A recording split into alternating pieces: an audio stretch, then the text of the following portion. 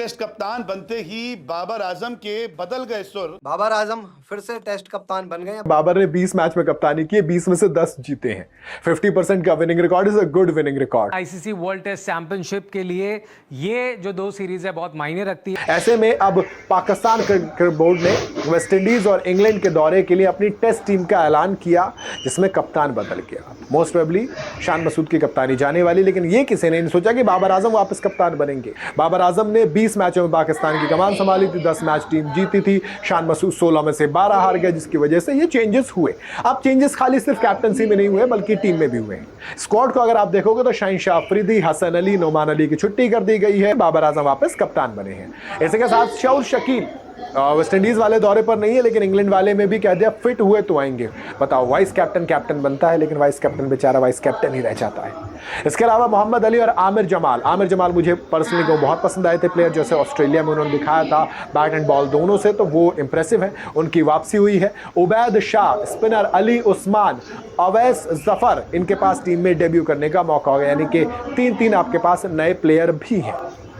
Selection committee ने West Indies के लिए 16 खिलाड़ियों का ऐलान किया है, वहीं इंग्लैंड दौरे के लिए 17 खिलाड़ी। 17वें कोई और नहीं बल्कि वो साउथ शकील है, जो कि इंजर्ड है फिलहाल तो, लेकिन अगर रिकवर कर गए तो वो 17वें खिलाड़ी के तौर पर जाएंगे, क्योंकि फिटनेस रिपोर्ट पर डिपेंड करेगा सब कुछ, इंग्लैंड जाएंगे या नहीं जाएंगे। 3 शर्तें बता दी कि मान लोगे तो टीम में रहोगे, वरना बाहर का रास्ता दिखा दिया जाएगा। पाकिस्तान में तख्ता पलट शान मसूद को टेस्ट कप्तानी से हटा दिया गया और बाबर आजम को नया कप्तान बना दिया गया।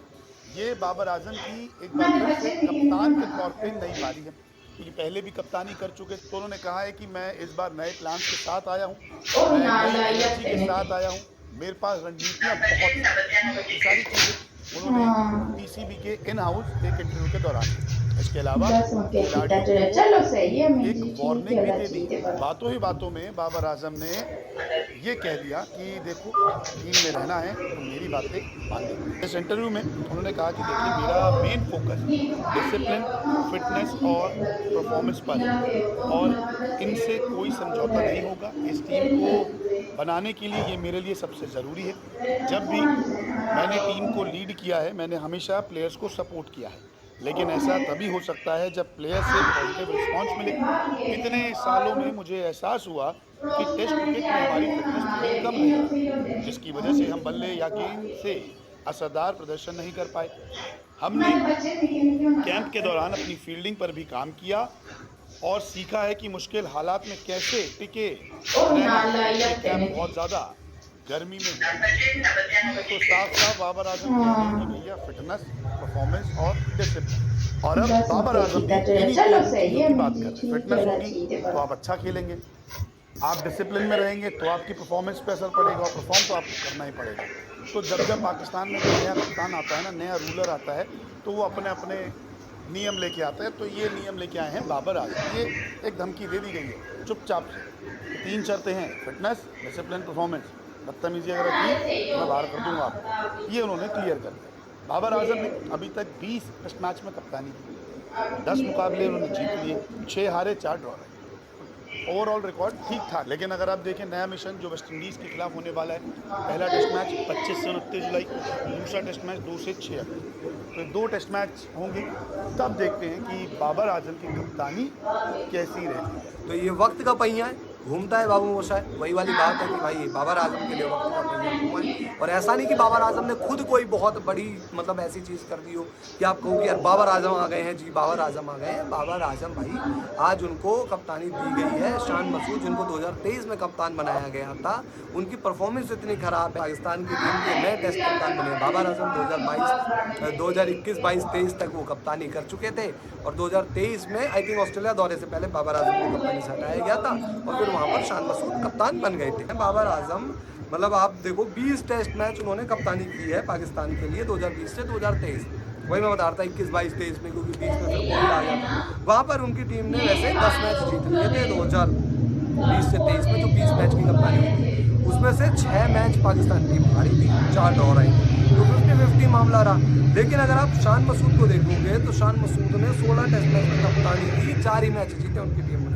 और 12 मैच हार गए। तो भाई मतलब 25% में तो बंदा पास भी नहीं होता। तो भाई ईशान मसूद तो जो है वो कप्तानी में फेल ही हो गए। तो यहाँ तो भाई बाबर आजम को कप्तानी मिली है।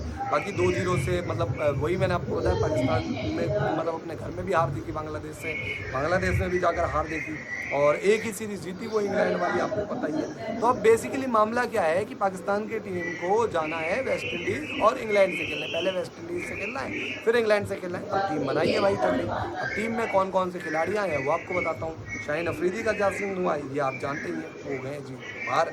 अब वेस्ट इंडीज़ और इंग्लैंड टेस्ट सीरीज़ के लिए पाकिस्तान की टीम सुन लो आपको। बाबर आजम कप्तान, आमिर जमाल आ गए हैं टीम में, अब्दुल्ला फजल हैं, अली उस्मान हैं, अजान अवैस हैं, इमामुल हक हैं, खुर्रम शहजाद हैं, मोहम्मद अब्बास हैं, मोहम्मद अली हैं, मोहम्मद रिजवान विकेट कीपर, मोहम्मद अवैस जफ़र, मोहम्मद गाजी गोरी विकेट कीपर, साजिद खान है टीम में, सलमान अली आगा, शौफ शकील। अब शौफ शकील का क्या है, फिटनेस क्लियरेंस वाला मामला है, और शान मसूद और उबैद शाह। तो शान मसूद टीम में है ही, लेकिन बात ये आ जाती है कि शान मसूद अब कप्तानी जो नहीं कर रहे ना, उसके बाद वो कैसी परफॉर्मेंस करते हैं, क्योंकि भाई एक प्लेयर के तौर पर तो उनको परफॉर्मेंस देनी पड़ेगी। और उसके लिए एक नए असाइनमेंट पे पाकिस्तान ने एक बड़ा बदलाव करते हुए बाबर आजम को जो है एक बार फिर से कमान दी है टेस्ट कैप्टनसी की।